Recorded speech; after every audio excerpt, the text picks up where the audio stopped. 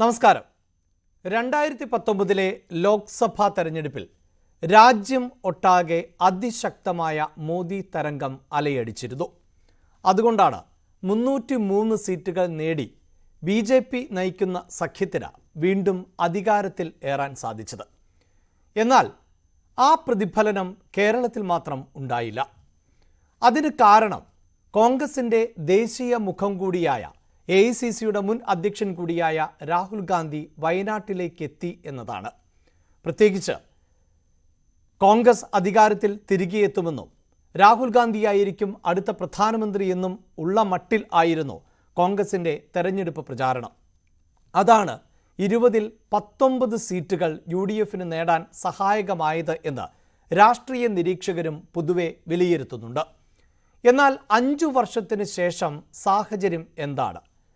മലയാളികളായിട്ടുള്ള വോട്ടർമാരിൽ രാഹുൽ ഗാന്ധിക്ക് എത്രത്തോളം സ്വാധീനമുണ്ട്? വയനാട്ടിൽ നിന്ന് വീണ്ടും തെരഞ്ഞെടുപ്പ് പോരാട്ടത്തിന് രാഹുൽ ഗാന്ധി എത്തുമ്പോൾ വയനാട്ടിലെ ജനങ്ങൾ ഏത് തരത്തിലുള്ള സ്വീകരണമാണ് രാഹുലിന് നൽകാൻ പോകുന്നത്? വരും മണിക്കൂറുകളിൽ കേരള രാഷ്ട്രീയം ചർച്ച ചെയ്യുന്നത് ഇതായിരിക്കും. വാർത്താരംഭം തുടങ്ങുന്നു. ആദ്യം പ്രധാനപ്പെട്ട തലക്കെട്ടുകൾ.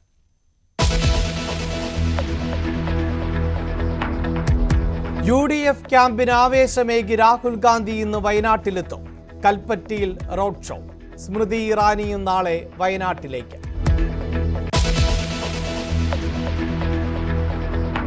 നാമനിർദ്ദേശ പത്രികാ സമർപ്പണം നാളെ വരെ. രാഹുൽ ഗാന്ധി ഇന്ന് പത്രിക സമർപ്പിക്കും. ശശി തരൂരും ആനി രാജയും പത്രിക നൽകും. പത്രികാ സമർപ്പണത്തിന് മുമ്പ് ശോഭാ സുരേന്ദ്രന്റെ റോഡ് ഷോ.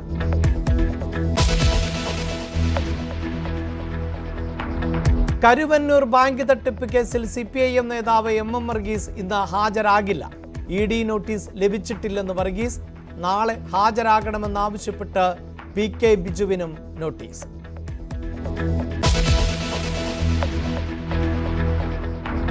ED കസ്റ്റഡിയും അറസ്റ്റും ചോദ്യം ചെയ്ത അരവിന്ദ് കെജ്രിവാൾ. ഹർജി ഇന്ന് ഹൈക്കോടതി പരിഗണിക്കും. അന്വേഷണത്തോടും ചോദ്യം ചെയ്യലിനോടും സഹകരിക്കുന്നില്ലെന്ന് ED. സുപ്രീം കോടതി ജാമ്യം ലഭിച്ച സഞ്ജയ് സിംഗ് ഇന്ന് ജയിൽ മോചിതനാകും.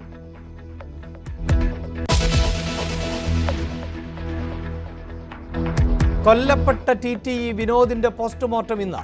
സംസ്കാരം വൈകിട്ട് മഞ്ഞുമ്മലിൽ. പ്രതി രജനീകാന്ത് റാണയെ തൃശൂരിൽ എത്തിച്ചു. റെയിൽവേ പോലീസ് ചോദ്യം ചെയ്യുന്നു.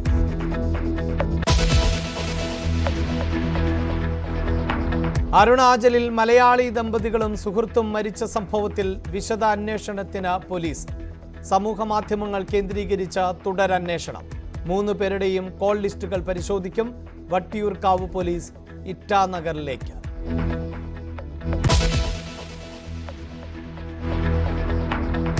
തായ്വാനിൽ ഭൂചലനം. റിക്ടർ സ്കെയിലിൽ 7.5 രേഖപ്പെടുത്തി. നിരവധി കെട്ടിടങ്ങൾ തകർന്നു. ജപ്പാൻ തീരത്തും ഫിലിപ്പീൻസിലും സുനാമി മുന്നറിയിപ്പ്.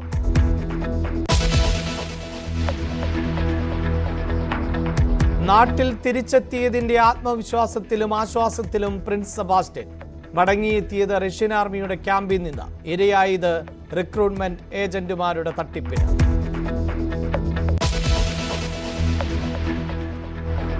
ISLൽ കേരള ബ്ലാസ്റ്റേഴ്സിന് നിർണായകം. ഈസ്റ്റ് ബംഗാളിനെ നേരിടും. ജയമോ സമനിലയോ നേടിയാൽ ബ്ലാസ്റ്റേഴ്സ് പ്ലേ ഓഫ് ഉറപ്പിക്കും. മത്സരം ന്യൂസ് 18 കേരളത്തിൽ തത്സമയം.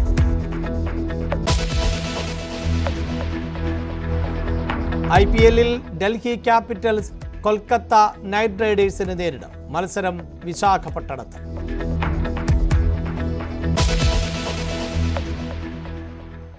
രാഹുൽ ഗാന്ധി രാവിലെ തന്നെ വയനാട്ടിലേക്ക് എത്തുകയാണ്. 11 മണിയോടെ കൽപ്പറ്റയിൽ നടക്കുന്ന റോഡ് ഷോ നയിക്കും. മുപ്പൈനാട് ഗ്രാമപഞ്ചായത്തിലെ തലയ്ക്കൽ ഗ്രൗണ്ടിൽ ഹെലികോപ്റ്ററിൽ എത്തുന്ന രാഹുൽ ഗാന്ധി റോഡ് മാർഗം ആണ് റോഡ് ഷോ ആരംഭിക്കുന്ന കൽപ്പറ്റ പുതിയ ബസ് സ്റ്റാൻഡിൽ എത്തുന്നത്. KPCC president K Sudhakaran, Ramesh Chennithala, PK Kunhalikutty, Abbas Ali Shihab Thangal ഉൾപ്പെടെയുള്ള നേതാക്കൾ റോഡ് ഷോയിൽ പങ്കെടുക്കും. 7 നിയമസഭാ മണ്ഡലങ്ങളിലെ പ്രവർത്തകർ റോഡ് ഷോയിൽ അണിനിരക്കും. സിവിൽ സ്റ്റേഷൻ പരിസരത്ത് റോഡ് ഷോ അവസാനിച്ച ശേഷം ഉച്ചയ്ക്ക് 12 മണിയോടെ നാമനിർദ്ദേശ പത്രിക സമർപ്പിക്കും. നാളെ സ്മൃതി ഇറാനിയും വയനാട്ടിലേക്ക് എത്തുന്നുണ്ട്. കെ സുരേന്ദ്രന്റെ റോഡ് ഷോയിൽ ആണ് പങ്കെടുക്കുന്നത്. വാർത്തയുടെ വിശദാംശങ്ങളുമായി CV അനുമോദും ഡാൻ കുര്യനും ആണ് ചേരുന്നത്. ആദ്യം അനുമോദിലേക്ക്. അനുമോദ്, രാഷ്ട്രീയ കേരളം ഇന്നത്തെ ദിവസം തീർച്ചയായും വയനാട്ടിലേക്ക് ചുരുങ്ങും എന്നതിൽ തർക്കമില്ല. കാരണം 2019 ലോക്സഭാ തെരഞ്ഞെടുപ്പിന്റെ ഗതി നിർണയിച്ചതിൽ നിർണായകമായിരുന്നു രാഹുൽ ഗാന്ധിയുടെ സ്ഥാനാർത്ഥിത്വം. വയനാട് എങ്ങനെയാണ് ഒരുങ്ങിയിട്ടുള്ളത്?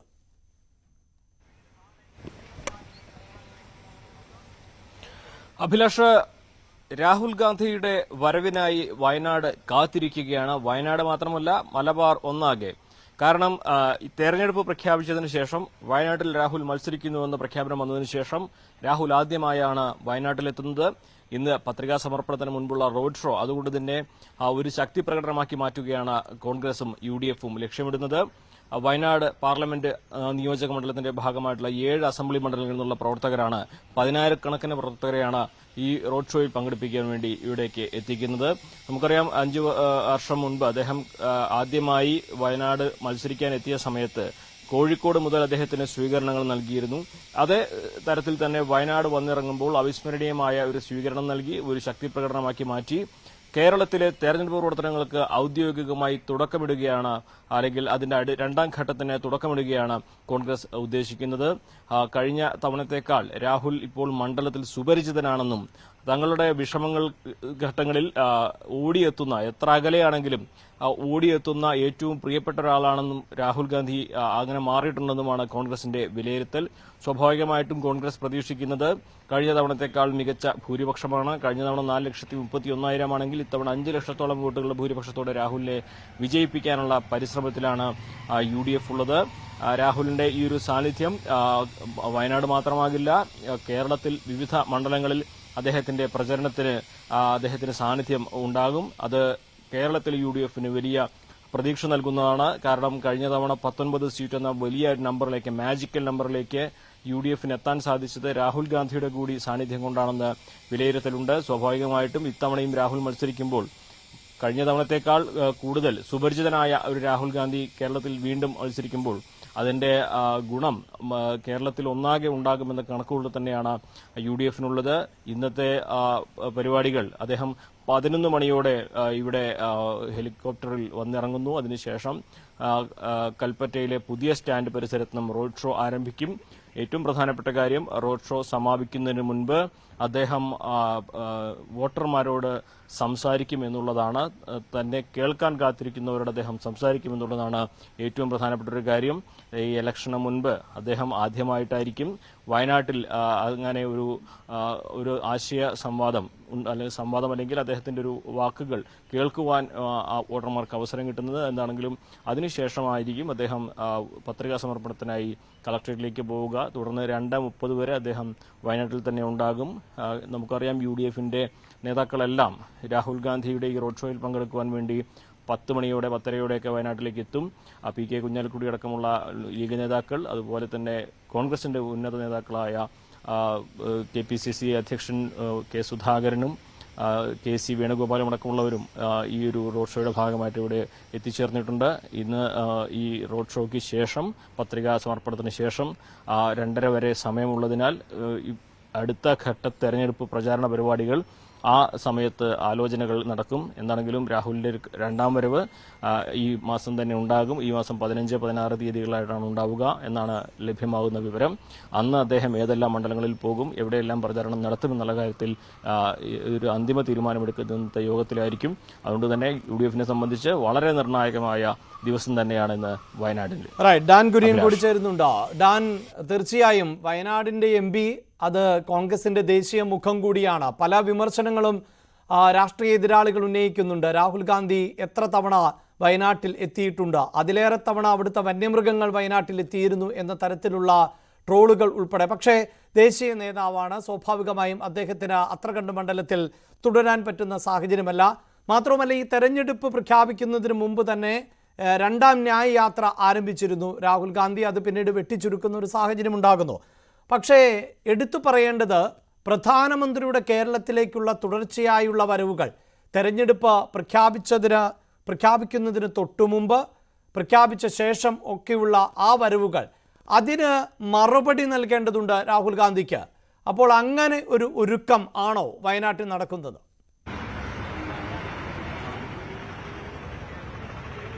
സ്വാഭാവികമായി അഭിലാഷ്, ദേശീയ രാഷ്ട്രീയത്തിന്റെ ശ്രദ്ധാകേന്ദ്രമായി ഇന്ന് വയനാട് മാറുന്നതിന്റെ പ്രധാനപ്പെട്ട കാരണം രാഹുൽ ഗാന്ധി നാമനിർദ്ദേശ പത്രിക സമർപ്പിക്കുന്നത് കൊണ്ട് മാത്രമാകില്ല. അതിനും അപ്പുറത്തേക്ക് അഭിലാഷ് അല്പസമയം മുമ്പ് സൂചിപ്പിച്ച പോലെ ഒരുപക്ഷെ പ്രധാനമന്ത്രി പലതവണ കേരളത്തിൽ വന്നു പോവുകയും ദക്ഷിണേന്ത്യയെ കൃത്യമായി ലക്ഷ്യം വെച്ചുകൊണ്ട് ഓപ്പറേഷൻ താമര അത് വിവിധ ഘട്ടങ്ങളായി പ്രവർത്തിച്ച് മുൻ മുഖ്യമന്ത്രിയുടെ മകളെ അടക്കം ബിജെപിയിലേക്ക് എത്തിക്കുന്ന തരത്തിലുള്ള വലിയ നീക്കങ്ങൾ, ചടുലമായ നീക്കങ്ങൾ ബിജെപിയുടെ ഭാഗത്തുനിന്നുണ്ടായി. അതിന് തടയിടാൻ എന്ത് തരത്തിലുള്ള രാഷ്ട്രീയ തന്ത്രമായിരിക്കും കോൺഗ്രസിന്റെ ക്യാമ്പിൽ കരുതി വെച്ചിരിക്കുക എന്ന വലിയ ചോദ്യമുണ്ട്. അത് ഏറെ നാളായി ആ ചോദ്യത്തിന് ഉത്തരം തേടുകയായിരുന്നു കേരളത്തിലെ കോൺഗ്രസ് പ്രവർത്തകർ. അവർക്ക് നടുവിലേക്കാണ് രാഹുൽ ഗാന്ധി സമയത്തിനകം റിപ്പൺ തവയ്ക്കൽ എസ്റ്റേറ്റ് മൈതാനത്തിൽ ഹെലികോപ്റ്ററിൽ വന്നിറങ്ങുക. രാഹുലിനൊപ്പം പ്രിയങ്ക ഗാന്ധിയും ഒരുപക്ഷെ ഉണ്ടായിരിക്കും എന്നാണ് സൂചന. അങ്ങനെയാണെങ്കിൽ വയനാടിന്റെ കണ്ണും മനസ്സും കാത്തിരിക്കുകയാണ്.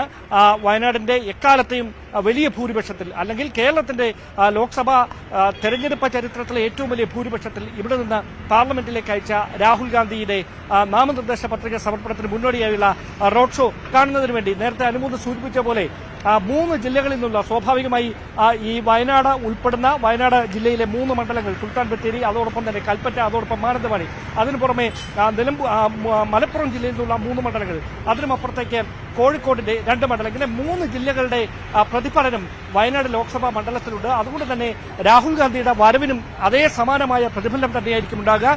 ഈ 3 ജില്ലകളിലെ തെരഞ്ഞെടുപ്പ് പ്രവർത്തനങ്ങളെ, കോൺഗ്രസിന്റെ തെരഞ്ഞെടുപ്പ് പ്രവർത്തനങ്ങളെ ആവേശത്തിലാഴ്ത്താൻ രാഹുൽ ഗാന്ധിയുടെ വരവിന് കഴിയുമെന്ന വലിയ പ്രതീക്ഷയിൽ തന്നെയാണ് കോൺഗ്രസ് ക്യാമ്പുള്ളത്. അതിൽ തന്നെ നമ്മൾ എടുത്തു പറയുന്ന കാര്യം വടകരയുടെ കാര്യമാണ്. കാരണം വടകരയിലെ രാഷ്ട്രീയ ചിത്രം നമുക്കറിയാം. വലിയ തരത്തിലുള്ള വാഗ്വാദങ്ങൾ, പ്രത്യാരോപണങ്ങളൊക്കെ നടക്കുന്ന ഒരു സ്ഥലമാണ് വടകര. വടകരയിലടക്കം രാഹുൽ ഗാന്ധി എന്ന വയനാട്ടിലെത്തി നടത്തുന്ന മാധ്യമങ്ങളോട് നടത്തുന്ന പ്രതികരണങ്ങൾ, അതിന് പ്രതിഫലനം വടകരയിലടക്കം ഉണ്ടാകുമെന്ന് തന്നെയാണ് വിലയിരുത്തൽ. ഏതായാലും 10 മണിയോടെയായിരിക്കും രാഹുൽ ഗാന്ധിയെ വഹിച്ചുകൊണ്ടുള്ള ഹെലികോപ്റ്റർ റിപ്പൺ തവക്കൽ എസ്റ്റേറ്റ് മൈതാനത്തിൽ എത്തുക. രാവിലത്തെ തണുപ്പിന്റെ ആലസ്യമൊക്കെ വിട്ട് കനത്ത ചൂടിലേക്ക് മാറുകയാണ് കൽപ്പറ്റ. ഞാനിപ്പോൾ നിൽക്കുന്നത് ബസ് സ്റ്റാൻഡ് പരിസരത്താണ്. ഇവിടെ നിന്നായിരിക്കും റോഡ് ഷോ ആരംഭിക്കുക. വലിയ സുരക്ഷാ സംവിധാനങ്ങളുമായി പോലീസും മറ്റ് സുരക്ഷാ ഏജൻസികളുമൊക്കെ ഇവിടെ തയ്യാറാണ്. അഭിലാഷ്, അനുമോദ്, അതോടൊപ്പം തന്നെയാണ് ഇപ്പോൾ ഡാൻ സൂചിപ്പിക്കുന്നത് പോലെ തെരഞ്ഞെടുപ്പ് വിഷയങ്ങൾ പലതാണ്. പക്ഷേ 2019 ലോക്സഭാ തെരഞ്ഞെടുപ്പിലടക്കം ഉത്തരേന്ത്യയിൽ ഈ രാഹുൽ ഗാന്ധിയുടെ ക്യാമ്പയിനുകൾ, അതിൽ തന്നെ ലീഗിൻ്റെ കൊടിയൊക്കെ ഉപയോഗിക്കുന്നത് അത് പാകിസ്ഥാന്റെ പതാകയാണ് എന്ന തരത്തിലൊക്കെ ആയിരുന്നു ഉത്തരേന്ത്യയിൽ BJP പ്രചാരണം നടത്തിയത്. ഏറ്റവും ഒടുവിൽ കേരളത്തിൻ്റെ രാഷ്ട്രീയ വിഷയം SDPIയിൽ എത്തി നിൽക്കുന്ന ഒരു പശ്ചാത്തലമുണ്ടാകുന്നു. ഇന്നലെ സംസ്ഥാനത്തെ നേതാക്കൾ ഉൾപ്പെടെ, അതായത് BJPയുടെ സംസ്ഥാന അധ്യക്ഷൻ സുരേന്ദ്രൻ, രാഹുൽ ഗാന്ധിയുടെ എതിരാളി, ദേശീയ മാധ്യമങ്ങൾക്ക് നൽകുന്ന പ്രതികരണങ്ങളിൽ SDPI എന്ന് പ്രയോഗിക്കുന്നില്ല, പോപ്പുലർ ഫ്രണ്ടിൻ്റെ പിന്തുണ ഇതാ കോൺഗ്രസിന് നൽകിയിരിക്കുന്നു എന്ന തരത്തിലുള്ള പ്രതികരണമാണ് സൃഷ്ടിച്ചെടുത്തിട്ടുള്ളത്. അതുകൊണ്ട് തന്നെ രാഹുലിൻ്റെ വരവ് ദേശീയ തലത്തിൽ ചർച്ചയാകുന്നു. രാഹുലിന് ലഭിക്കുന്ന പിന്തുണ ആരുടേത്, ഇതൊക്കെ ദേശീയ രാഷ്ട്രീയത്തിൽ വരും മണിക്കൂറുകളിൽ കൂടി ചർച്ചയാകും. അതിൽ കേരളവും ഉൾപ്പെടുന്ന ഒരു പശ്ചാത്തലമുണ്ട്. അപ്പോൾ ഇത്തരം രാഷ്ട്രീയ വിഷയങ്ങൾക്ക് രാഹുലിൻ്റെ ഭാഗത്ത് നിന്ന് ഏതെങ്കിലും തരത്തിലുള്ള മറുപടി ഉണ്ടാകാൻ സാധ്യതയുണ്ടോ?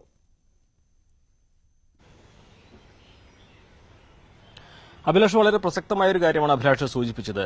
കഴിഞ്ഞ പാർലമെന്റ് തെരഞ്ഞെടുപ്പിൽ ദേശീയ തലത്തിൽ കോൺഗ്രസിനുണ്ടായ തിരിച്ചടിയുടെ ഒരു പ്രധാന കാരണമായിട്ട് പലരും വിലയിരുത്തുന്നത് രാഹുൽ ഗാന്ധി കേരളത്തിൽ വയനാട്ടിൽ മത്സരിച്ചു എന്നുള്ളതാണ്. അതായത് രാഹുൽ ഗാന്ധിക്ക് വേണ്ടി മുസ്ലിം ലീഗ് പ്രചരണത്തിന് ശക്തമായി ഇറങ്ങുകയും രാഹുൽ ഗാന്ധിക്കൊപ്പം നിൽക്കുകയും ചെയ്തതാണ്. ഈ മുസ്ലിം ലീഗിന്റെ പതാകയെ പാകിസ്ഥാൻ പതാകയായി ചിത്രീകരിച്ചുകൊണ്ട് വ്യാഖ്യാനിച്ചുകൊണ്ട് BJP ദേശീയ തലത്തിൽ നടത്തിയ പ്രചാരണങ്ങൾ അത് വലിയ തോതിൽ തന്നെ ചർച്ചയായ ഒന്നാണ്. ഈ അത്തരത്തിലുള്ള പ്രചാരണങ്ങളുടെ സ്വാധീനം കോൺഗ്രസിന് ദേശീയ തലത്തിൽ തിരിച്ചടി നൽകി എന്ന വിലയിരുത്തൽ സജീവമായിട്ടുണ്ട്. അത് ഏറെക്കുറെ ശരിയുമാണ്. അങ്ങനെ ഒരു യാഥാർത്ഥ്യം മുന്നിൽ നിൽക്കുമ്പോഴാണ് രണ്ടാം വരവിൽ അദ്ദേഹത്തിന് മുൻപിൽ SDPയുടെ പിന്തുണ എന്ന വലിയ ഒരു ചോദ്യം BJP ഉന്നയിച്ചിരിക്കുന്നത്. BJPയുടെ ചോദ്യങ്ങൾക്ക് രാഹുൽ ഗാന്ധി മറുപടി നൽകും എന്ന് ഒരിക്കലും കരുതാനാകില്ല. മാത്രമല്ല ഈ തരത്തിൽ SDPI UDFന്റെയോ കോൺഗ്രസിന്റെയോ എവിടെയോ ഒരു സഖ്യകക്ഷിയോ ഘടകകക്ഷിയോ ഒന്നുമല്ല. അവരവരുടെ സ്വമേധയാ വോട്ട് നൽകുന്നത് കോൺഗ്രസുമായി ആലോചിച്ചല്ല എന്നൊക്കെ കോൺഗ്രസ് നേതാക്കളൊക്കെ പറയുമ്പോൾ പോലും ഈ ഒരു വിഷയം വലിയ തോതിൽ ചർച്ചയാകുന്നുണ്ട് എന്നുള്ളത് വാസ്തവമാണ്. പ്രത്യേകിച്ച് കെ സുരേന്ദ്രൻ മത്സരിക്കുന്ന വയനാട് BJPയുടെ ദേശീയ നേതാക്കൾ ഇനി തുടർച്ചയായുള്ള ദിവസങ്ങളിൽ വരാനിരിക്കെ ഈ ഒരു SDPIയുടെ വോട്ട് വിഷയം വലിയ തോതിൽ തന്നെ ദേശീയ തലത്തിൽ ചർച്ചയാകുമെന്ന കാര്യത്തിൽ സംശയമില്ല. ഇതിനെ ഏത് തരത്തിലാണ് വിശദീകരിക്കുക അല്ലെങ്കിൽ വ്യാഖ്യാനങ്ങൾക്ക് അതീതമായിട്ട് ഒരു വിശദീകരിച്ച് ഈ പരിക്ക് കൂടാതെ മുന്നോട്ട് എങ്ങനെ കൊണ്ടുപോകും എന്നുള്ളത് കോൺഗ്രസിന് മുമ്പിൽ ഒരു തലവേദനയുള്ള കാര്യം തന്നെയാണ്. രാഹുൽ ഗാന്ധി ഈ വിഷയത്തിൽ പ്രതികരിക്കുമെന്ന് കരുതാനാകില്ല. കാരണം രാഹുൽ ഒരിക്കലും ഇത്തരം സംസ്ഥാനത്തിലെ രാഷ്ട്രീയത്തിൽ നിന്ന് ഉന്നയിക്കുന്ന ചോദ്യങ്ങൾക്ക് അദ്ദേഹം പ്രസംഗത്തിലോ അതല്ലാതെയോ പ്രതികരിച്ച് നമ്മൾ കണ്ടിട്ടില്ല. അത് രാഷ്ട്രീയമായിട്ടുള്ള ഒരു കാര്യമാണെങ്കിലും കഴിഞ്ഞ തവണ കഴിഞ്ഞ 5 വർഷമായിട്ട് അദ്ദേഹം പല കാലയളവിലായിട്ട് വയനാട്ടിലെത്തുന്നതാണ്. പല രാഷ്ട്രീയ വേദികളിൽ അദ്ദേഹം പങ്കെടുത്തിട്ടുണ്ട്. പക്ഷേ അപ്പോൾ പോലും അപൂർവം ചില അവസരങ്ങളിലൊഴികെ ഇടതുപക്ഷത്തെ കടന്നാക്രമിക്കുന്ന തരത്തിലൊരു പ്രസംഗം രാഹുലിന്റെ ഭാഗത്തുനിന്നും ഉണ്ടായിട്ടില്ല. അതിപ്പോൾ തെരഞ്ഞെടുപ്പിന്റെ ഘട്ടത്തിലാണെങ്കിലും ദേശീയ തലത്തിൽ ഊന്നിക്കൊണ്ടുള്ള പ്രചാരണം തന്നെയാണ് രാഹുൽ എപ്പോഴും വയനാട്ടിൽ നടത്തുന്നത്. അദ്ദേഹത്തിന്റെ പ്രസംഗവും അത്തരത്തിൽ തന്നെയാകും. അതുകൊണ്ട് തന്നെ SDPIയുടെ പിന്തുണയെക്കുറിച്ച് രാഹുലിന്റെ ഭാഗത്തുനിന്ന് ഒരു പ്രതികരണം ഉണ്ടായിക്കില്ല. പക്ഷേ ഇത് SDPIയുടെ പിന്തുണ ദേശീയ തലത്തിൽ BJP വലിയ ചർച്ചാ വിഷയമാക്കും. അത് എങ്ങനെ പ്രതിരോധിക്കണമെന്ന് കോൺഗ്രസ് ആലോചിച്ചുകൊണ്ടിരിക്കുകയാണ്. കോൺഗ്രസിന് മുമ്പിൽ ഈ ഒരു പിന്തുണ ഒരു തലവേദനയായി മാറും എന്ന കാര്യത്തിൽ തർക്കമൊന്നുമില്ല. കാരണം ഇനിയുള്ള ദിവസങ്ങളിൽ BJPയുടെ പ്രചരണം സ്വാഭാവികമായിട്ടും ഇത് മുന്നിൽ വെച്ചുകൊണ്ട് തന്നെ ആയിരിക്കും എന്നുള്ളതും ഉറപ്പാണ്. അഭിലാഷ്. റൈറ്റ്. ഒപ്പം ഡാൻ, മറ്റൊന്ന് ഈ സൂചിപ്പിക്കുന്ന പോലെ തന്നെ ദേശീയ തലത്തിൽ ഇന്ത്യ സഖ്യത്തിന്റെ ഭാഗമാണ് CPIയും CPIയും ഉൾപ്പെടെയുള്ള ഇടതു പാർട്ടികൾ. രാഹുൽ ഗാന്ധിയെ സംബന്ധിച്ചിടത്തോളം ന്യായയാത്ര ഉൾപ്പെടെ നടത്തുമ്പോൾ ഈ തരം, അതായത് ഇടതുപക്ഷ പാർട്ടികൾക്കെതിരെ വിമർശനം ഉന്നയിക്കുന്നില്ല. പക്ഷേ കേരളത്തിലേക്ക് വരുമ്പോൾ പ്രധാന എതിരാളികൾ എന്നത് കോൺഗ്രസും അല്ലെങ്കിൽ UDFും LDFും ആണ്. അതുകൊണ്ട് തന്നെയാണ് രാഹുൽ ഗാന്ധി വയനാട്ടിൽ മത്സരിക്കുമ്പോൾ കഴിഞ്ഞ ദിവസം മുഖ്യമന്ത്രി പിണറായി വിജയൻ അടക്കം ആനി രാജയെക്കുറിച്ച് പറഞ്ഞത് കേരളത്തിലെ രാഷ്ട്രീയം നിരീക്ഷിക്കുന്ന എല്ലാവരും ശ്രദ്ധയോടെ കേട്ടതാണ്. അപ്പോൾ അങ്ങനെയൊരു കൺഫ്യൂഷനും ആശയക്കുഴപ്പവും ഒക്കെ രാഹുൽ ഗാന്ധിയെ സംബന്ധിച്ചിടത്തോളം കേരളത്തിലേക്ക് എത്തുമ്പോൾ ഉണ്ട് എന്നത് വസ്തുതയാണ്. ഏത് തരത്തിൽ അദ്ദേഹത്തിന് പ്രതികരിക്കാൻ സാധിക്കും, ആരെ വിമർശിക്കാൻ സാധിക്കും, ആരാണ് മുഖ്യ എതിരാളി എന്ന ചോദ്യത്തിന് എന്തു മറുപടി നൽകാൻ സാധിക്കും, ഇതെല്ലാം രാഹുലുമായി ബന്ധപ്പെട്ട് നിൽക്കുന്ന വിഷയങ്ങളാണ്. എങ്കിൽ പോലും വയനാട്ടിലെ ജനത എന്ത് ചിന്തിക്കുന്നു എന്നതാണല്ലോ പ്രധാനപ്പെട്ടത്. ഇപ്പോൾ കഴിഞ്ഞ വാർത്തയിൽ അനുമോദ് തന്നെ റിപ്പോർട്ട് ചെയ്യുന്നതനുസരിച്ച് അവിടുത്തെ കോൺഗ്രസ് ഈ തെരഞ്ഞെടുപ്പ് ചുമതലയുള്ള നേതാക്കളൊക്കെ പറയുന്നത് ഭൂരിപക്ഷം കൂടുമെന്നാണ്. അങ്ങനെ ഒരു രാഷ്ട്രീയ സാഹചര്യമുണ്ട്, അങ്ങനെ ഒരു ശക്തിപ്രകടനം ഞങ്ങൾക്ക് കാണിക്കേണ്ടതുണ്ട്. ആ ലക്ഷ്യത്തോടെയാണോ രാഹുലിൻ്റെ വരവിനെ ഏറ്റെടുക്കുന്നത് കോൺഗ്രസ് പ്രവർത്തകർ?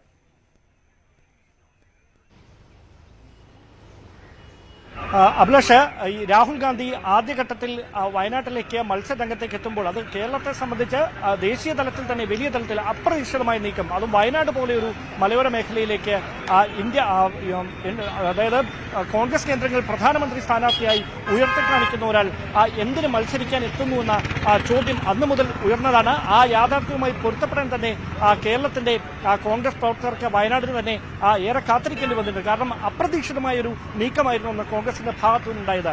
അന്ന് ഞാൻ നേരത്തെ സൂചിപ്പിച്ച പോലെ ഈ കേരളത്തിലെ ചരിത്രത്തിലെ ലോക്സഭാ ചരിത്രത്തിൽ ഒരു സ്ഥാനാർത്ഥിക്ക് ലഭിക്കാവുന്ന ഏറ്റവും വലിയ ഭൂരിപക്ഷം 4,30,000-ലധികം വോട്ടിന്റെ ഭൂരിപക്ഷത്തിന് ഇവിടെ നിന്ന് രാഹുൽ ഗാന്ധി ജയിച്ച് ലോക്സഭയിലേക്ക് എത്തിയതാണ്. എന്തായാലും അദ്ദേഹം വീണ്ടും ഇവിടെ മത്സരരംഗത്തേക്ക് വരുന്നതുമായി ബന്ധപ്പെട്ട ചില അനിശ്ചിതത്വങ്ങൾ നിലനിന്നിരുന്നു. ഒരുപക്ഷേ അദ്ദേഹം വയനാട്ടിൽ മത്സരിക്കത്തില്ല എന്ന തരത്തിലുള്ള സൂചനകൾ വരെ വന്നു. പക്ഷേ അപ്പോഴും കൃത്യമായ നിലപാടുമായി സംസ്ഥാന കോൺഗ്രസ് നേതൃത്വം രംഗത്തെത്തിയതിന് പ്രധാനപ്പെട്ട കാരണം ഏതെങ്കിലും വിധേന രാഹുൽ ഗാന്ധി വയനാട്ടിൽ മത്സരിക്കുന്നതിൽ നിന്ന് പിന്മാറുന്ന ഒരു സാഹചര്യം ഉണ്ടായിരുന്നെങ്കിൽ BJPയുടെ ഭാഗത്തുനിന്ന് സ്വാഭാവികമായി എപ്പോഴും ഉയരുന്ന ആരോപണം അവർ സംസ്ഥാനത്ത് മാത്രമാണ് അവർ ഈ ശത്രുക്കളെ പോലെ അഭിനയിക്കുന്നത്, സംസ്ഥാനത്തിനപ്പുറത്തേക്ക് പോയാൽ അവർ തോളിൽ കയറ്റി നടക്കുന്ന ചങ്ങാതിമാരാണ് എന്ന തരത്തിലുള്ള പ്രചാരണങ്ങളുടെ ആക്കം കൂടുമായിരുന്നു. അത് കോൺഗ്രസ് നേതൃത്വത്തെ അസ്വസ്ഥമാക്കുന്ന സാഹചര്യം ഉണ്ടാകുമായിരുന്നു.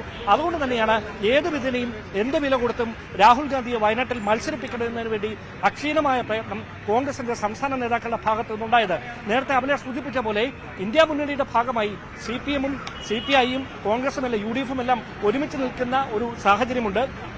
അത്തരമൊരു പശ്ചാത്തലത്തിൽ കേരളത്തിൽ വന്ന് വയനാട്ടിലെത്തി രാഹുൽ ഗാന്ധി കേരളത്തിലെ മുഖ്യ എതിരാളികളായ CPM-നെതിരെ എന്ത് പറയും എന്നൊരു ചോദ്യമുണ്ട്. അവിടെ നയപരമായ ഒരു മൗനം തുടരുമോ, അതോ അതിനപ്പുറത്തേക്ക് രാഷ്ട്രീയ പ്രതിയോഗികളോട് കൃത്യമായ രാഷ്ട്രീയ മറുപടി നൽകാൻ രാഹുൽ ഗാന്ധി തയ്യാറാക്കുമോ? ഈ വലിയ ആകാംക്ഷ ഉണർത്തുന്ന ചോദ്യത്തിന് 2 മണിക്കൂറിനകം മറുപടി ലഭിക്കും. ഒരുപക്ഷെ ഈ റോഡ് ഷോയ്ക്കിടയിൽ അദ്ദേഹം മാധ്യമങ്ങളെ അഭിസംബോധന ചെയ്യാൻ തന്നെയാണ് സാധ്യത. അവിടെ തീർച്ചയായും ഏതാനും മണിക്കൂറുകൾ മാത്രമേ ഉള്ളൂ രാഹുൽ ഗാന്ധി വയനാട്ടിലേക്ക് എത്തുന്നതിന്. ഇന്നത്തെ രാഷ്ട്രീയ ശ്രദ്ധാകേന്ദ്രം തീർച്ചയായും വയനാട് തന്നെയായിരിക്കും. വരും വാർത്തകളിൽ ഇതുമായി ബന്ധപ്പെട്ട കൂടുതൽ റിപ്പോർട്ടുകൾ ഉൾപ്പെടെ ഉൾപ്പെടുത്താം. വാർത്താരംഭം മറ്റു വാർത്തകളിലേക്ക് വിശദമായി കടക്കുകയാണ്. സംസ്ഥാനത്ത് നാമനിർദ്ദേശ പത്രിക സമർപ്പിക്കാനുള്ള സമയപരിധി നാളെ വൈകിട്ട് അവസാനിക്കും. വിവിധ മണ്ഡലങ്ങളിലെ സ്ഥാനാർത്ഥികൾ ഇന്ന് പത്രിക നൽകും. വയനാട്ടിലെ UDF സ്ഥാനാർത്ഥി രാഹുൽ ഗാന്ധിയും LDF സ്ഥാനാർത്ഥി ആനി രാജയും ഇന്നാണ് പത്രിക നൽകുന്നത്. കാസർഗോഡ് LDF സ്ഥാനാർത്ഥി MV ബാലകൃഷ്ണൻ, UDF സ്ഥാനാർത്ഥി രാജ്മോഹൻ ഉണ്ണിത്താൻ, തിരുവനന്തപുരത്തെ UDF സ്ഥാനാർത്ഥി ശശി തരൂർ ഉൾപ്പെടെ ഉള്ളവരും ഇന്ന് പത്രിക നൽകുന്നുണ്ട്. വാർത്തയുടെ വിശദാംശങ്ങളുമായി MS അനീഷ് കുമാറാണ് ചേരുന്നത്. അനീഷ, ഇനി ഒരു ദിവസം കൂടിയാണ് ഈ പത്രികാ സമർപ്പണത്തിന് ശേഷിക്കുന്നത്. ഇന്ന് ഏറ്റവും അധികം സ്ഥാനാർത്ഥികൾ പത്രിക നൽകുന്ന ദിനമായി മാറാൻ സാധ്യതയുണ്ട്. എന്താണ് വിവരങ്ങൾ?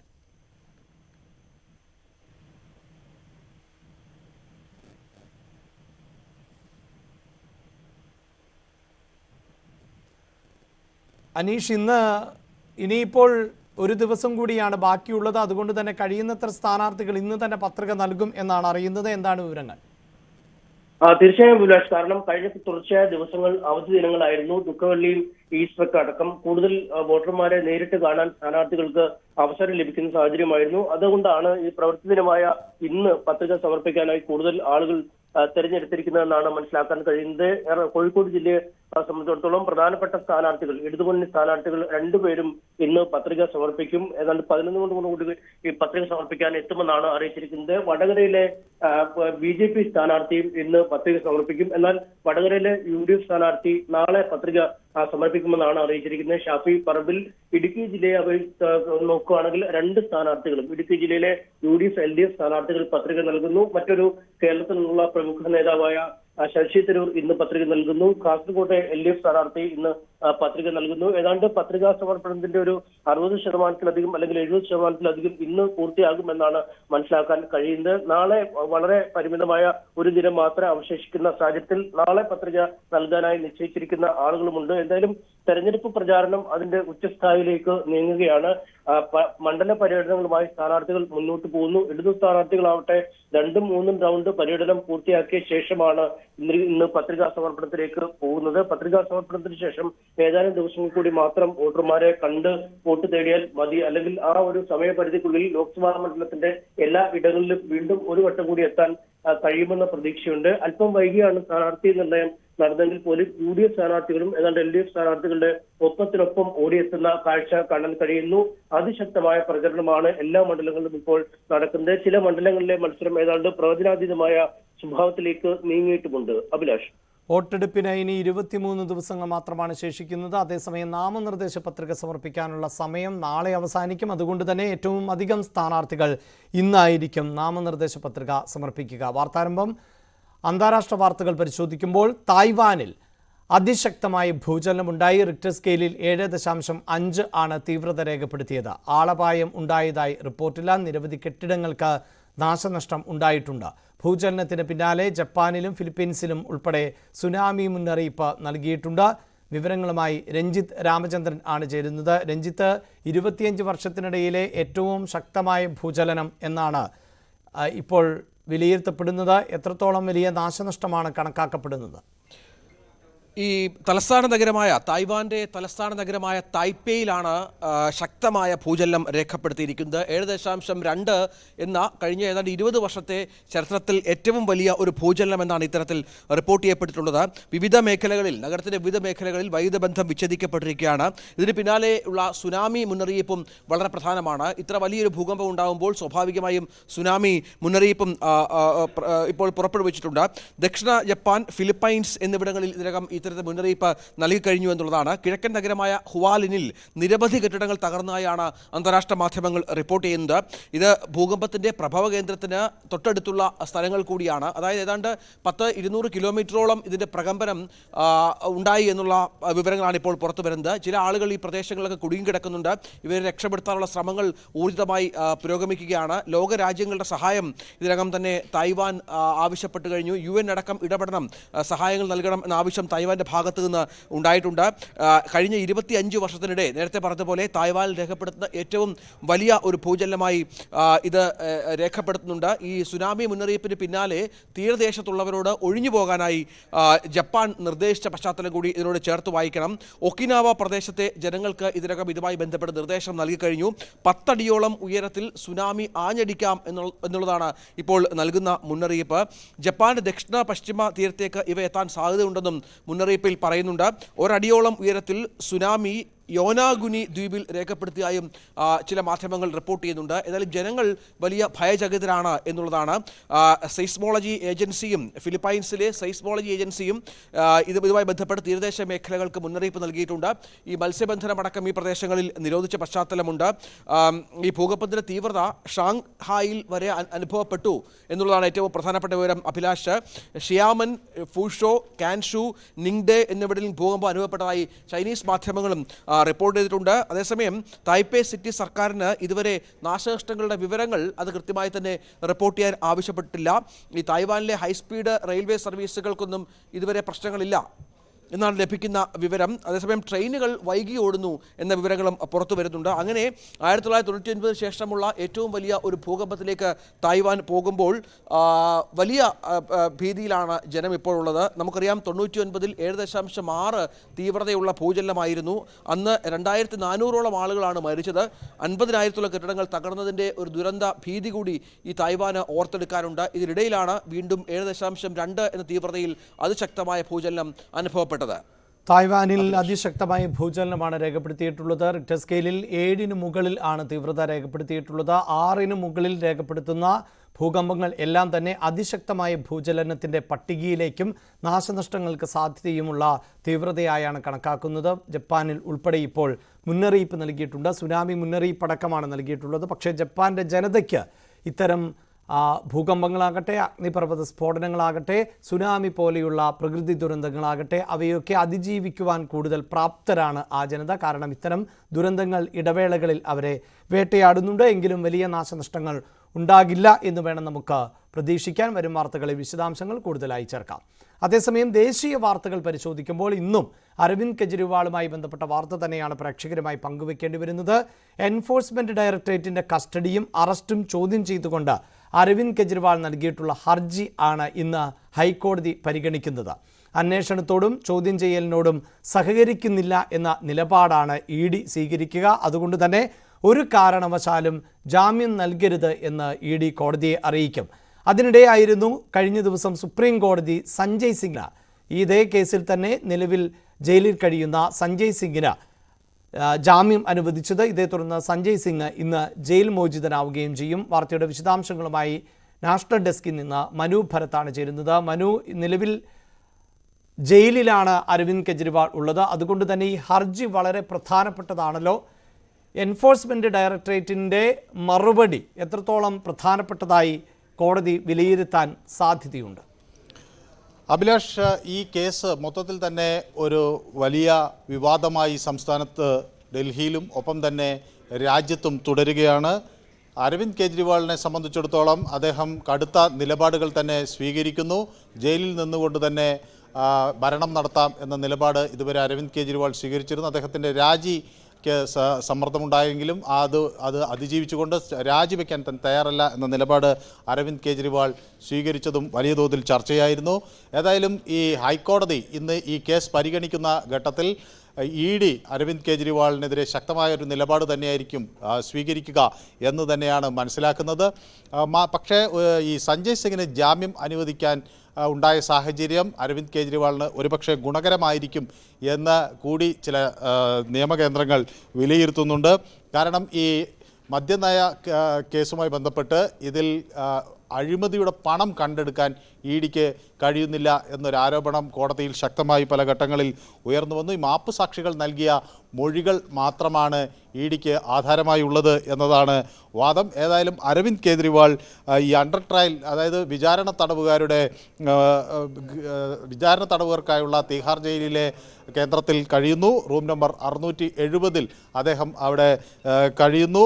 ഒപ്പം തന്നെ ഈ ചില ആവശ്യങ്ങൾ അരവിന്ദ് കെജ്രിവാൾ മുന്നോട്ട് വച്ചിരുന്നു. അദ്ദേഹത്തിന് വായിക്കാൻ ചില പുസ്തകങ്ങൾ, ഒപ്പം ഈ ഹനുമാൻ്റെ ഒരു ചിത്രം തുടങ്ങിയ കാര്യങ്ങളുടെ ആവശ്യം നൽകിയിരുന്നു. അത് അംഗീകരിക്കുകയും ചെയ്തിട്ടുണ്ട്. ഏതായാലും അദ്ദേഹം ഉള്ള ബ്ലോക്കിൽ തന്നെ ആ തിഹാർ ജയിലിലാണ് വളരെ സുപ്രധാനമായ കേസിലെ പ്രതികൾ കൂടി കഴിയുന്നത് എന്നതും ശ്രദ്ധേയമാണ്. അരവിന്ദ് കെജ്രിവാളിന് ആവശ്യമായ സുരക്ഷ അവിടെ ഒരുക്കിയിട്ടുണ്ട് എന്ന് ജയിൽ അധികൃതർ വ്യക്തമാക്കുന്നു. ഇന്ന് ഈ ഹൈക്കോടതി ഈ കേസ് പരിഗണിക്കുന്ന ഒരു സാഹചര്യത്തിൽ രാജ്യം വളരെ സഗൗരവം ഉറ്റുനോക്കുകയാണ് ഈ കേസിൽ എന്ത് നടപടിയാണ് സ്വീകരിക്കുക എന്നതിനെ സംബന്ധിച്ച്. അതിനിടയിൽ ഒരുപക്ഷെ അരവിന്ദ് കെജ്രിവാൾ മാറി മറ്റാരെങ്കിലും മുഖ്യമന്ത്രി ആയേക്കും എന്ന തരത്തിലുള്ള ചില ചർച്ചകളും നടക്കുന്നതായുള്ള സൂചനകളും പുറത്തു വരുന്നുണ്ട്. പക്ഷേ അത് എത്രമാത്രം ശരിയാണ് എന്ന കാര്യം വ്യക്തമായിട്ടില്ല. ഏതായാലും സഞ്ജയ് സിംഗിന് 181 ദിവസത്തെ ജയിൽവാസത്തിന് ശേഷം അദ്ദേഹത്തിന് ജാമ്യം ലഭിച്ചിരിക്കുന്നു എന്നത് ഈ കേസിൽ ആം ആദ്മി പാർട്ടിയെ സംബന്ധിച്ചിടത്തോളം ഒരു നേട്ടമായി വേണമെങ്കിൽ കാണാം. ആ കേസുമായി ബന്ധപ്പെട്ട് സഞ്ജയ് സിംഗിന് ജാമ്യം ലഭിക്കാനുണ്ടായ സാഹചര്യങ്ങൾ അരവിന്ദ് കെജ്രിവാളിനും അനുകൂലമാകുമോ എന്നാണ് നിയമവൃത്തങ്ങൾ ഉറ്റുനോക്കുന്നത്. ഏതായാലും റൌസ് കോടതിയിൽ നിന്ന് ഒരു ഇടക്കാല ആശ്വാസത്തിന് അദ്ദേഹം ശ്രമിച്ചിരുന്നെങ്കിലും അത് ഉണ്ടായില്ല. മാർച്ച് 27 അറസ്റ്റിലായ അരവിന്ദ് കെജ്രിവാൾ ഇപ്പോഴും ജയിലിൽ തുടരുന്നു. അദ്ദേഹത്തിൻ്റെ മോചനം എപ്പോഴുണ്ടാകും എന്ന കാര്യം ആം ആദ്മി പ്രവർത്തകർ സഗൗരവം ഉറ്റുനോക്കുന്നു. ഏതായാലും കള്ളപ്പണത്തിനെതിരെ കർശന നടപടി വേണം എന്ന നിലപാട് തന്നെയാണ് ഇഡി തുടരുകയും ചെയ്യുന്നത്. അതാണ് ദേശീയ രാഷ്ട്രീയത്തിൽ ഇപ്പോഴും ചർച്ചയാകുന്നത്. അരവിന്ദ് കെജ്രിവാളിൻ്റെ അറസ്റ്റ്, അതേ തുടർന്നുള്ള കസ്റ്റഡിയാണ്. പ്രത്യേകിച്ച് ലോക്സഭാ തെരഞ്ഞെടുപ്പ് പ്രചരണങ്ങളിൽ മുന്നിൽ നിൽക്കേണ്ട നേതാവ് കൂടിയാണ് അരവിന്ദ് കെജ്രിവാൾ. ഡൽഹി മുഖ്യമന്ത്രിയാണ്. ഒപ്പം BJP ഈ വിഷയത്തിൽ പ്രസിഡന്റ് ഭരണം, രാഷ്ട്രപതി ഭരണം ഏർപ്പെടുത്തണം ഡൽഹിയിൽ എന്ന ആവശ്യവുമായി രംഗത്ത് വന്നിട്ടുണ്ട്. പക്ഷേ ഒരു മുഖ്യമന്ത്രി ജയിലിൽ ആയാൽ എങ്ങനെയാണ് ഭരണം മുന്നോട്ട് കൊണ്ടുപോകേണ്ടത് എന്നതുൾപ്പെടെയുള്ള കാര്യങ്ങളിൽ ഭരണഘടനയിൽ അവ്യക്തതയുണ്ട് എന്നാണ് പൊതുവെ നിരീക്ഷിക്കപ്പെടുന്നത്. അതുകൊണ്ട് തന്നെ ജയിലിൽ ഇരുന്നു കൊണ്ട് മുഖ്യമന്ത്രിക്ക് ഭരണം നടത്തുന്നതിന് തടസ്സമുണ്ടോ എന്നതടക്കമുള്ള കാര്യങ്ങളിൽ വ്യത്യസ്തമായ നിലപാടാണ് കേന്ദ്ര സർക്കാരിൻ്റെ ഭാഗത്തു നിന്നോ ആഭ്യന്തര മന്ത്രാലയത്തിൻ്റെ ഭാഗത്തു നിന്നോ. അത്തരം ഒരു ഇടപെടൽ, അതായത് രാഷ്ട്രപതി ഭരണം എന്ന ഇടപെടൽ ഇതുവരെയും ഉണ്ടായിട്ടില്ല. അങ്ങനെ ഉണ്ടാകുമോ എന്നതടക്കം ഈ ജാമ്യവുമായി ബന്ധപ്പെട്ട ഹർജി പരിഗണിക്കുമ്പോൾ വളരെ പ്രധാനപ്പെട്ടതാണ്. ജാമ്യം നിഷേധിക്കപ്പെടുന്നുവെങ്കിൽ BJP വീണ്ടും ഇത് ശക്തമായ ആവശ്യമായി ഉന്നയിക്കാൻ സാധ്യതയുണ്ട്. ഡൽഹിയിൽ അരവിന്ദ് കെജ്രിവാളിന് പിന്നാലെയാണ് ED എങ്കിൽ കേരളത്തിൽ കരുവന്നൂർ ബാങ്ക് തട്ടിപ്പ് കേസിന് പിന്നാലെയാണ് ED. ഇന്ന് CPIM തൃശൂർ ജില്ലാ സെക്രട്ടറി MM വർഗീസിനോട് ഹാജരാകാൻ ആവശ്യപ്പെട്ടുകൊണ്ട് ED നോട്ടീസ് നൽകിയിരുന്നു. 6ാം തവണയാണ് ചോദ്യം ചെയ്യലിനായി വർഗീസിനെ വിളിപ്പിക്കുന്നത്. എന്നാൽ നോട്ടീസ് കിട്ടിയിട്ടില്ല എന്നാണ് MM വർഗീസ് പറയുന്നത്. കേസിൽ കൂടുതൽ വിവരങ്ങൾ ലഭിക്കാനുണ്ട് എന്നാണ് ED നൽകുന്ന വിശദീകരണം. ഇന്നലെ ഇത് സംബന്ധിച്ച് MM വർഗീസ് പ്രതികരിച്ചിരുന്നു. ആ പ്രതികരണം എന്തായിരുന്നു എന്ന് നമുക്കൊരിക്കൽ കൂടി കേൾക്കാം. നോട്ടീസ് എൻ്റെ കയ്യിൽ കിട്ടിയിട്ടില്ല. അറിയില്ല, ഇനിയിപ്പോൾ ഇവിടെ വന്ന് കിടക്കണ്ടോന്ന് എനിക്കറിയില്ല. നോട്ടീസ് എൻ്റെ കയ്യിൽ കിട്ടിയിട്ടില്ല. അപ്പോൾ നാളെ ഇപ്പോൾ നോമിനേഷൻ്റെ കാര്യങ്ങളുണ്ട്. സുനിൽ നാളെയാണ് നോമിനേഷൻ കൊടുക്കുന്നത്. അപ്പുറത്ത് ആലത്തൂർ രാധാകൃഷ്ണൻ നാളെയാണ്. അപ്പോൾ അതിൻ്റെയൊക്കെ ചില പ്രശ്നങ്ങളുണ്ട്. അപ്പോൾ അത് എന്താണെന്ന് പറഞ്ഞിട്ട് പാർട്ടി ലീഡർഷിപ്പായിട്ട് ആലോചിച്ച്, സംസ്ഥാന നേതൃത്വവും ആയിട്ട് ആലോചിച്ചിട്ട് എങ്ങനെയാണുള്ള ബുധനാഴ്ച നാളെ മറ്റേ ഇൻറ്റിമേഷൻ എനിക്ക് കിട്ടിയിട്ടില്ല. രേഖാമൂലമുള്ളത് കിട്ടിയിട്ടില്ല. അതിപ്പോൾ എന്താണെന്ന് നമുക്കറിയില്ലല്ലോ. ഞാൻ അതിനെക്കുറിച്ചിപ്പോൾ വേറെ പ്രത്യേകിച്ചൊന്നും പറയുന്നില്ല. എന്താണെന്നറിയില്ല. ഈ പത്രങ്ങളിലൊക്കെ കാണുന്ന രഹസ്യ അക്കൗണ്ട് എന്ത് രഹസ്യ അക്കൗണ്ടെന്ന് എനിക്കറിയില്ല. രഹസ്യമായ ഒരു അക്കൗണ്ടും ഇല്ല. നമുക്ക് സഹകരിച്ചിട്ടുണ്ട്. സഹകരിക്കാതിരിക്കുന്ന പ്രശ്നമൊന്നുമില്ല. അത് മുന്നേ നമ്മൾ വ്യക്തമാക്കിയിട്ടുള്ളൊരു കാര്യം. രാഷ്ട്രീയ അജണ്ട ഉണ്ടല്ലോ. അതിപ്പോ അതല്ലേ രാഷ്ട്രീയമായിട്ട് വളരെ ബോധപൂർവമായിട്ടുള്ള നീക്കം തന്നെയാണല്ലോ. അത് വ്യക്തമാണല്ലോ, കാര്യങ്ങൾ വ്യക്തമാണ്. അതെന്തെങ്കിലും 4 പ്രാവശ്യം ഞാൻ ഇതിന് അവിടെ വീടും അല്ല, അവര് വിളിക്കുന്നു, നമ്മൾ പോകുന്നു. അത് സഹകരിക്കാതിരിക്കുന്ന ഒരു പ്രശ്നം ഇതുവരെ ഉണ്ടായിട്ടില്ല. സഹകരിക്കാതിരിക്കേണ്ട കാര്യമില്ലല്ലോ. റൈറ്റ്. വാർത്തയുടെ വിശദാംശങ്ങളുമായി ആജ്ഞ രവീന്ദ്രൻ ആണ് ചേരുന്നത്. ആജ്ഞ, ഇന്നലെ എം വർഗീസ് നൽകിയ പ്രതികരണം ആണിത്. 4 തവണ ഇതിനു മുമ്പ് താൻ ഇഡിക്ക് മുന്നിൽ എത്തിയതാണ്. പക്ഷെ തനിക്ക് ഇപ്പോൾ ഇഡിയുടെ നോട്ടീസ് ലഭിച്ചിട്ടില്ല, അതുകൊണ്ട് തന്നെ ഹാജരാകേണ്ടതില്ല എന്നാണ് ഇന്നലെ പറഞ്ഞത്. ഇന്നലെ ഉച്ചയോടുകൂടി നടത്തിയിട്ടുള്ള പ്രതികരണമാണ്. അതിനുശേഷം ഇനി നോട്ടീസ് കിട്ടിയോ എന്നതിൽ നമുക്ക് വ്യക്തതയില്ല. പക്ഷേ ഇന്ന് ഹാജരാകില്ല എന്ന് തന്നെയാണ് അറിയുന്നത്. എന്താണ് വിശദാംശങ്ങൾ?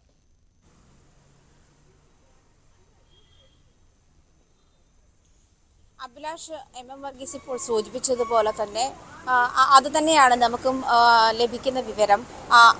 4 തവണ ഇഡിക്ക് മുൻപിൽ നേരത്തെ ഹാജരായിട്ടുണ്ട്. അത് അന്വേഷണത്തോട് സഹകരിക്കുന്ന ഒരു നിലപാടാണ് എപ്പോഴും CPM കൈക്കൊണ്ടിട്ടുള്ളത്. ഈ തവണത്തെ നോട്ടീസ് കിട്ടിയിട്ടില്ല, അതുകൊണ്ട് ഹാജരാകേണ്ടതില്ല എന്ന തീരുമാനത്തിലാണ് തൃശൂർ ജില്ലാ സെക്രട്ടറിയുടെ തീരുമാനമെന്നാണ് അറിയാൻ കഴിയുന്നത്. അതേസമയം ഇന്നലെ മുൻ MP PK ബിജുവിനും പെരിങ്ങന്നൂർ സർവീസ് സഹകരണ ബാങ്ക് പ്രസിഡന്റ് ഷാജനും നോട്ടീസ് നൽകിയിട്ടുണ്ട്. ഇഡി ബിജുവിനോട് വ്യാഴാഴ്ചയും ഷാജനോട് വെള്ളിയാഴ്ചയും ഹാജരാകാനാണ് നിർദ്ദേശം നൽകിയിരിക്കുന്നത്. കരുവന്നൂർ സഹകരണ ബാങ്കിൽ 130 കോടിയുടെ അഴിമതി നടന്നുവെന്നാണ് കണക്കാക്കപ്പെടുന്നത്. ഇത് CPM തന്നെ സമ്മതിച്ചിട്ടുള്ളതാണ്. എന്നാൽ പുറത്തു നിന്നുള്ള ഒരു കണക്ക്, പുറത്തു വരുന്ന കണക്കുകൾ അനുസരിച്ചിട്ട് 300 കോടിയിലധികം തട്ടിപ്പ് നടന്നിട്ടുണ്ട് എന്നാണ് വിവരങ്ങൾ ലഭിക്കുന്നത് എന്നാണ് ആരോപണം. ഈ എന്തൊക്കെ തന്നെയായാലും 100 കോടിക്കും 300 കോടിക്കും ഇടയിലുള്ള ഈ ഒരു വലിയ അഴിമതി എന്ന് പറയുന്ന കാര്യം അന്വേഷിക്കേണ്ടത് ആവശ്യം തന്നെയാണ്. എന്നാൽ ഈ തെരഞ്ഞെടുപ്പ് അടുത്തിരിക്കുന്ന സാഹചര്യത്തിൽ അരവിന്ദ് കെജ്രിവാൾ മുതൽ ഇങ്ങോട്ടുള്ള പ്രതിപക്ഷത്തുള്ള നേതാക്കന്മാരെ വേട്ടയാടുന്ന ഒരു സമീപനം, പ്രത്യേകിച്ചും കേന്ദ്ര ഏജൻസികളെ ഉപയോഗിച്ച് വേട്ടയാടുന്ന ഒരു സമീപനം BJP സ്വീകരിക്കുന്നു എന്ന നിലപാടാണ്, എന്ന നിരീക്ഷണമാണ് CPM-നും പറയാനുള്ളത്. ഇന്ന് തെരഞ്ഞെടുപ്പ് സംബന്ധമായ തിരക്കുകളുണ്ട്. സ്ഥാനാർത്ഥികൾ നോമിനേഷനുകൾ സമർപ്പിക്കാൻ വേണ്ടി തയ്യാറായി നിൽക്കുന്നു. ഈ ഒരു സാഹചര്യത്തിൽ ഇപ്പോൾ ഇത്തരം പ്രചാരണ പ്രവർത്തനങ്ങളിൽ ആക്റ്റീവായി നിൽക്കേണ്ടുന്ന ജില്ലാ സെക്രട്ടറി ഈ ഒരു സാഹചര്യത്തിൽ ഇപ്പോൾ ഇഡിക്ക് മുന്നിൽ ഹാജരാകാൻ പോകുന്നില്ല എന്നു തന്നെയാണ് അറിയാൻ കഴിയുന്നത്. അതിൽ പ്രത്യേകിച്ച് ചൂണ്ടിക്കാണിക്കുന്ന റീസൺ എന്ന് പറയുന്നത് നോട്ടീസ് കിട്ടിയിട്ടില്ല എന്ന് തന്നെയാണ്. മുൻപും അന്വേഷണത്തോട് സഹകരിക്കുന്ന ഒരു സാഹചര്യം ഉണ്ടായിട്ടുണ്ട്. എന്നിരുന്നാലും ഇപ്പോൾ CPM-ന് കരുവന്നൂർ ബാങ്കിൽ 5 രഹസ്യ അക്കൗണ്ടുകൾ ഉണ്ട് എന്നാണ് ഇഡിയുടെ കണ്ടെത്തൽ. ഇത് സംബന്ധിച്ച രേഖകൾ റിസർവ് ബാങ്കിന് നൽകിയിട്ടുണ്ട് എന്നാണ് ഇഡിയുടെ വെളിപ്പെടുത്തൽ. ഈ സാഹചര്യത്തിൽ കൂടുതൽ ചോദിച്ചറിയാനുണ്ട്. CPM തൃശൂർ ജില്ലാ സെക്രട്ടറിയോട് കൂടുതൽ ചോദിച്ചറിയാനുണ്ട് എന്നാണ് ഇഡിയുടെ നിലപാട്. അതുകൊണ്ട് തന്നെയാണ് എം വർഗീസിനെ ചോദ്യം ചെയ്യാൻ വിളിച്ചതെന്നാണ് മനസ്സിലാക്കുന്നത്.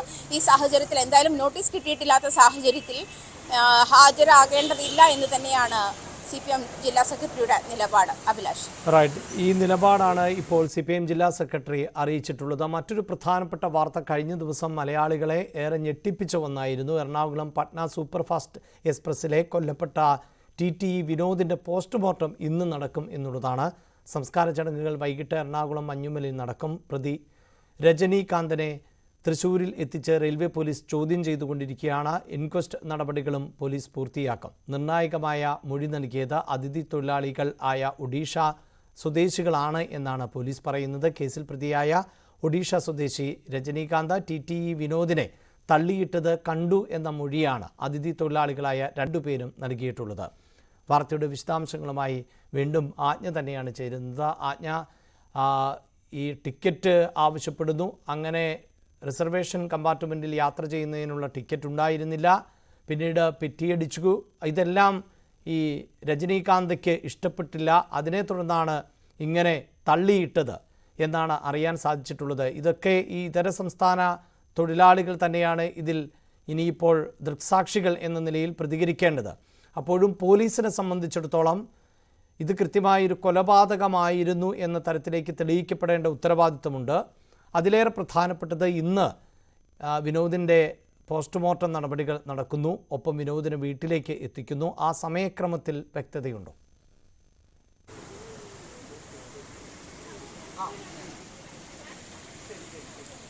അഭിലാഷ്, കേരളത്തെ ഞെട്ടിക്കുന്ന അതിദാരുണമായ ഒരു സംഭവം തന്നെയാണ് ഇന്നലെ അരങ്ങേറിയിട്ടുള്ളത്. രജനീകാന്ത് എന്ന ഒഡീഷ സ്വദേശി മദ്യപിച്ച് ലക്കക്കെട്ട് TTE വരുന്നതിന് മുൻപ് തന്നെ കമ്പാർട്ട്മെൻറ്റിൽ ബഹളം ഉണ്ടാക്കിയിരുന്നു എന്നാണ് യാത്രക്കാർ പോലീസിനോട് ബോധ്യപ്പെടുത്തിയത്.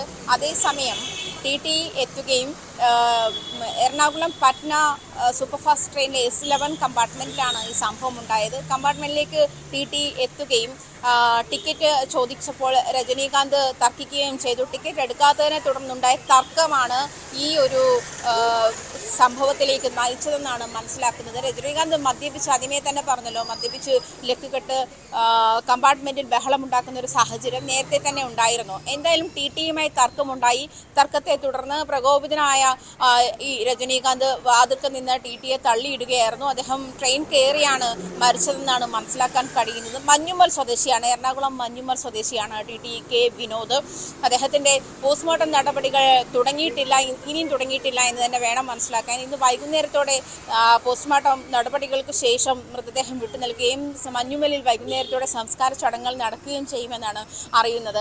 എന്തായാലും തൃശൂർ വെളപ്പായ എന്ന് പറയുന്ന സ്ഥലത്ത് വെച്ചിട്ടാണ് ഈ സംഭവം ഉണ്ടായത്. യാത്രക്കാർ തന്നെ RPFനെ അറിയിക്കുകയും തുടർന്ന് RPF പാലക്കാട് പോലീസ് സ്റ്റേഷനിൽ അറിയിക്കുകയും പാലക്കാട് ട്രെയിൻ പിടിച്ചെടുക്കുകയും അവിടെ നിന്നാണ് രജനീഷിനെ പോലീസ് കസ്റ്റഡിയിൽ എത്തിച്ചത്. തുടർന്ന് തൃശൂർ പോലീസ് സ്റ്റേഷനിൽ എത്തിച്ചിട്ട് രജനീകാന്തിനെ ചോദ്യം ചെയ്യുന്ന ഒരു സാഹചര്യമാണ് ഇപ്പോഴുള്ളത്. ഈ TTയെ തള്ളിയിട്ട സംഭവം നടന്നതിന് ശേഷം യാത്രക്കാരാണ് ഈ പറഞ്ഞതുപോലെ RPFനെ അറിയിച്ചതും. അതും ഒഡീഷ സ്വദേശികളായ ഇതര സംസ്ഥാന തൊഴിലാളികൾ തന്നെയാണ് രജനീകാന്ത് TTയെ തള്ളിയിടുന്നതായി കണ്ടു എന്ന് സാക്ഷിമൊഴി രേഖപ്പെടുത്തിയിരിക്കുന്നതെന്നും ശ്രദ്ധേയമാണ്. അഭിലാഷ്. റൈറ്റ്, വേദനാജനകമായ വാർത്ത തന്നെയാണ് പങ്കുവെക്കേണ്ടത്. പ്രത്യേകിച്ച് ഒരു ഉദ്യോഗസ്ഥൻ അദ്ദേഹത്തിൻ്റെ ജോലിക്കിടയിൽ കൃത്യനിർവഹണം നടത്തുന്നതിനിടയിലാണ് അതിഥി തൊഴിലാളിയുടെ ഭാഗത്ത് നിന്ന് ഇത്തരം നിലപാടുണ്ടായത്. ഇടവേള.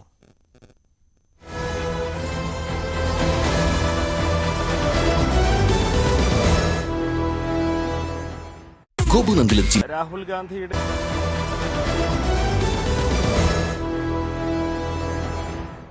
വാർത്താരംഭം തുടരുകയാണ്. മലയാളി ദമ്പതിമാരെയും സുഹൃത്തായ അധ്യാപികയെയും അരുണാചൽ പ്രദേശിൽ മരിച്ച നിലയിൽ കണ്ടെത്തിയ സംഭവം അന്വേഷിക്കുന്നതിനായി കേരള പോലീസ് സംഘം ഇറ്റാനഗറിൽ എത്തുന്നുണ്ട്. കോട്ടയം സ്വദേശികളായ നവീൻ, ഭാര്യ ദേവി, സുഹൃത്ത് ആര്യ എന്നിവരുടെ മൃതദേഹമാണ് ഇറ്റാനഗറിലെ ഹോട്ടൽ മുറിയിൽ കണ്ടെത്തിയത്. പോസ്റ്റ്മോർട്ടം നടപടികൾ ഇന്ന് നടക്കും. കൂടുതൽ വിവരങ്ങളുമായി VV വിനോദ് ചേരുന്നുണ്ട്. വിനോദ്, ഇപ്പോഴും ദുരൂഹമാണ് എങ്ങനെയാണ് ഈ മരണം സംഭവിച്ചത് എന്നത്. അതിൻ്റെ ചുരുളഴിക്കാനാണോ പോലീസ് ശ്രമിക്കുന്നത്? എന്താണ് വിവരങ്ങൾ? അഭിലാഷ്, വട്ടിയൂർക്കാവ് SHOയുടെ നേതൃത്വത്തിലുള്ള പോലീസ് സംഘമാണ് അരുണാചൽ പ്രദേശിലേക്ക് പോയിട്ടുള്ളത്. അഭിലാഷ് പറഞ്ഞതുപോലെ തന്നെ ഇതിൽ ഒട്ടനവധി ദുരൂഹതകൾ അവശേഷിക്കുന്നുണ്ട്.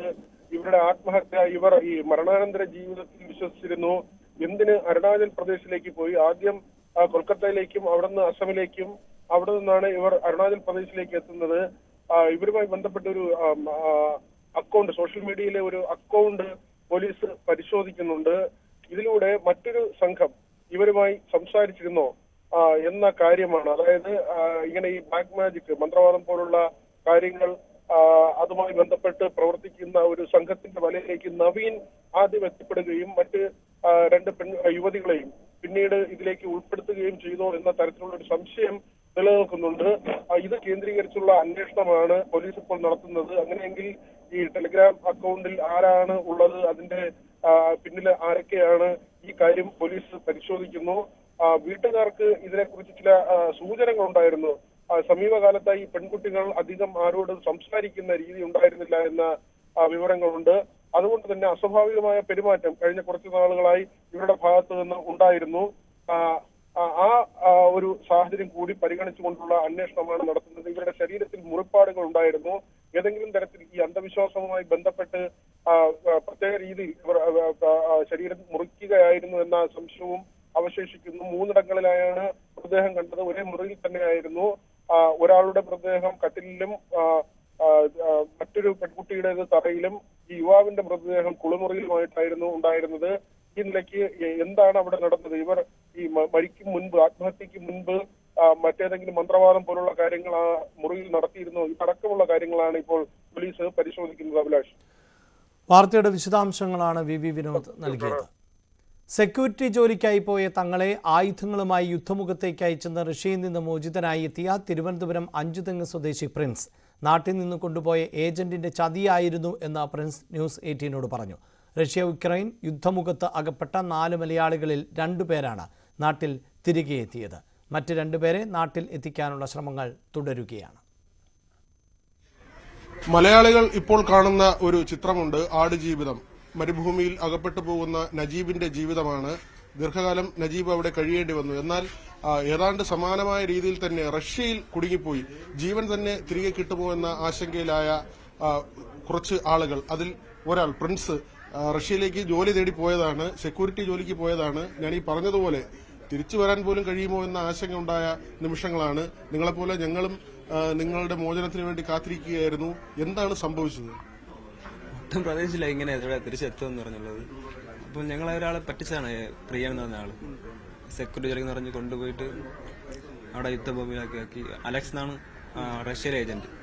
അപ്പൊ ആളാണ് അവിടുത്തെ എല്ലാ കാര്യം ചെയ്യുന്നത്. നിങ്ങളെ കൊണ്ടുപോകുന്ന സെക്യൂരിറ്റി ജോലി എന്ന് പറഞ്ഞാൽ കൊണ്ടുപോകുന്നത് ഇവിടുന്ന് നേരെ റഷ്യയിലോട്ട് എത്തുകയാണ്. എത്തി ഉടനെ അളന്ന് പിക്ക് ചെയ്യാൻ വേണ്ടി അലക്സ് എന്ന് പറഞ്ഞ ആൾ വന്നായിരുന്നു. മലയാളിയാണ്. അവിടെ നിന്ന് നേരെ ഒരു ഫ്ലാറ്റിലോട്ട് കൊണ്ടുപോയി.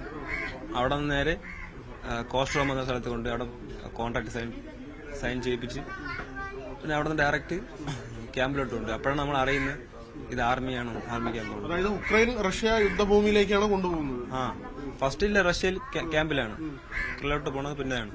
ഉക്രൈനിൽ അവിടെ റഷ്യയിലോട്ട് പോയി ക്യാമ്പിലോട്ട് പോയിട്ട് നമ്മുടെ ഫോണും പാസ്പോർട്ടൊക്കെ അവർ ബാങ്ക് വെച്ചിട്ട് ഈ 23 ദിവസത്തെ ട്രെയിൻ തന്നിട്ട് ഡയറക്റ്റ് വാറിലോട്ട് ഉക്രൈനിലോട്ട് പോയി. പിന്നെ പരിക്ക് പറ്റി. എന്തോ ഫയറിംഗിലൊക്കെ അങ്ങനെ. എനിക്ക് ഫസ്റ്റ് ഞാനും വിനീതും ഒരുമിച്ച് തന്നെയായിരുന്നു. ബ്രദറാണ്. പിന്നെ ടീനു വേറെ ടീമിനായിട്ട് പോവുകയും ചെയ്തു. ഞാനും വിനീതും ഒരുമിച്ചായിരുന്നു. അപ്പോൾ വാറിന് പോയപ്പോഴും ഒരുമിച്ച് തന്നെയായിരുന്നു. വിനീതിന് പരിക്ക് പറ്റിയില്ലായിരുന്നു. അവൻ ഒരു കുഴിയിലോട്ട് പോയി സേഫായിട്ട് വീഴുന്നായിരുന്നു.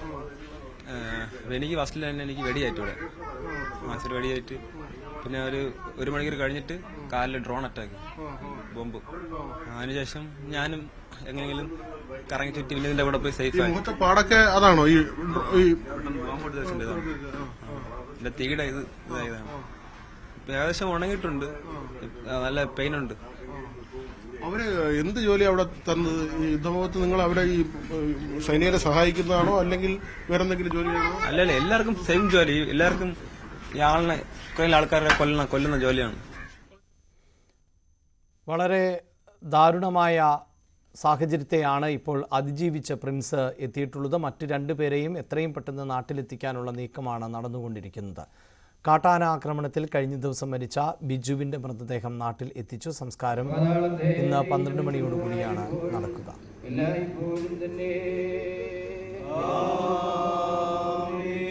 ബിജുവിൻ്റെ കുടുംബത്തിന് സംസ്ഥാന സർക്കാർ ധനസഹായം നൽകിയത് ആന്റണി സത്യാഗ്രഹം നടത്തിയതുകൊണ്ടാണ് എന്ന് വി ഡി സതീശൻ. കേരളത്തിന് മുമ്പ് കാട്ടാനയുടെ ആക്രമണത്തിൽ കൊല്ലപ്പെട്ടവർക്ക് ധനസഹായം ലഭിക്കാനുണ്ട് എന്നും സതീശൻ പറഞ്ഞു. കൂടുതൽ തെരഞ്ഞെടുപ്പ് വാർത്തകൾ.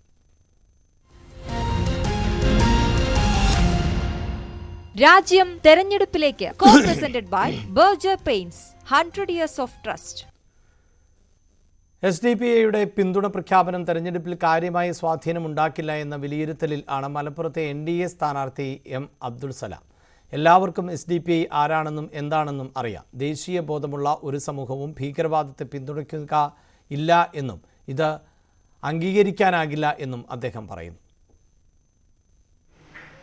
മലപ്പുറത്തെ NDA സ്ഥാനാർത്ഥി ശ്രീ അബ്ദുൾ സലാമാണ് ഇപ്പോൾ നമ്മോടൊപ്പം ചേരുന്നത്. അദ്ദേഹം പ്രചരണത്തിന്റെ 2ാം ഘട്ടത്തിലാണ്. എങ്ങനെ പുരോഗമിക്കുന്നു പ്രചരണം? എനിക്ക് തോന്നുന്നു തുടക്കത്തിൽ നമ്മൾ കണ്ട അത്ര ഒരു ഞാൻ പറയാറുണ്ട് ബാലി കയറാ മല എന്ന് പറഞ്ഞില്ലേ, അപ്പോൾ ബാലി സ്വൽപ്പിച്ച് കയറി തുടങ്ങി. ഒരു പ്രോഗ്രസ് കാണുന്നുണ്ട്. ആൾക്കാരുടെ റെസ്പോൺസ് വളരെ പോസിറ്റീവാണ്. അവർക്കൊരു വലിയ മാറ്റത്തിന് വേണ്ടിയുള്ളൊരു വലിയ ദാഹം കാണുന്നുണ്ട്. എല്ലാ സെക്ഷനിലും കാണുന്നുണ്ട്, എല്ലാ ലെവലിലും കാണുന്നുണ്ട്, എല്ലാ പാർട്ടികളിലും കാണുന്നുണ്ട്.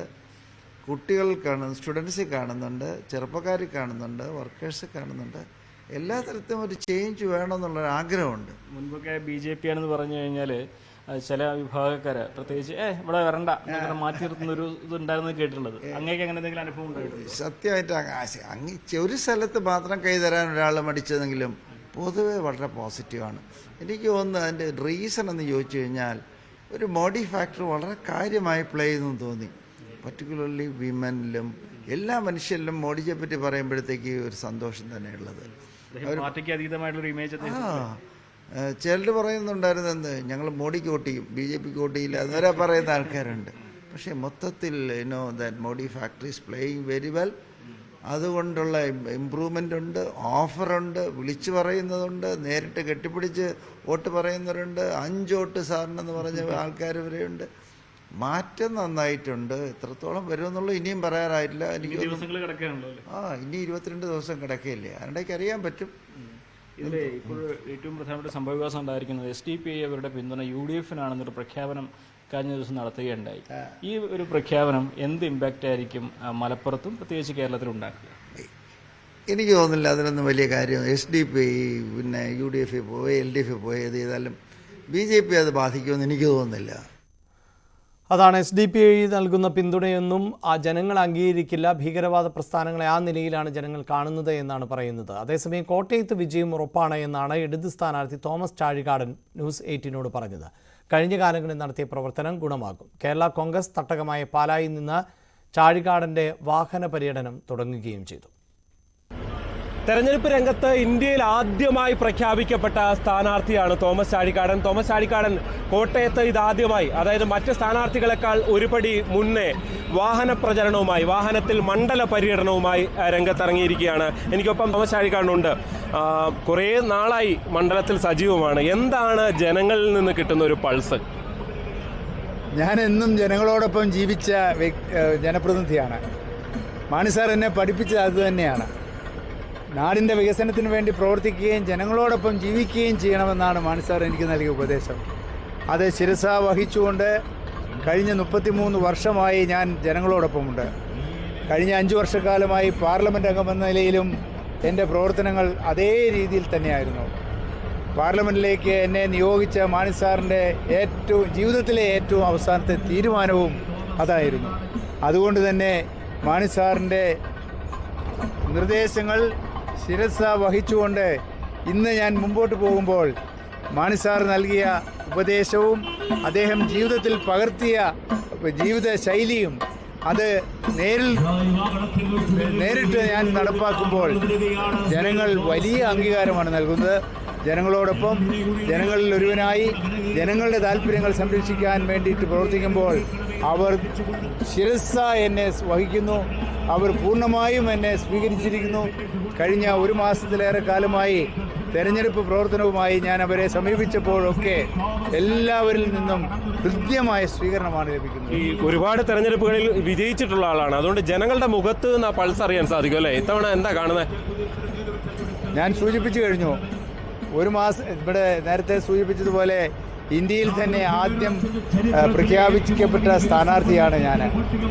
അവരോട് ചെന്ന് സമ്മതിക്കുമ്പോൾ അവർ വളരെ താല്പര്യപൂർവ്വമാണ് മറുപടി പറയുന്നത്.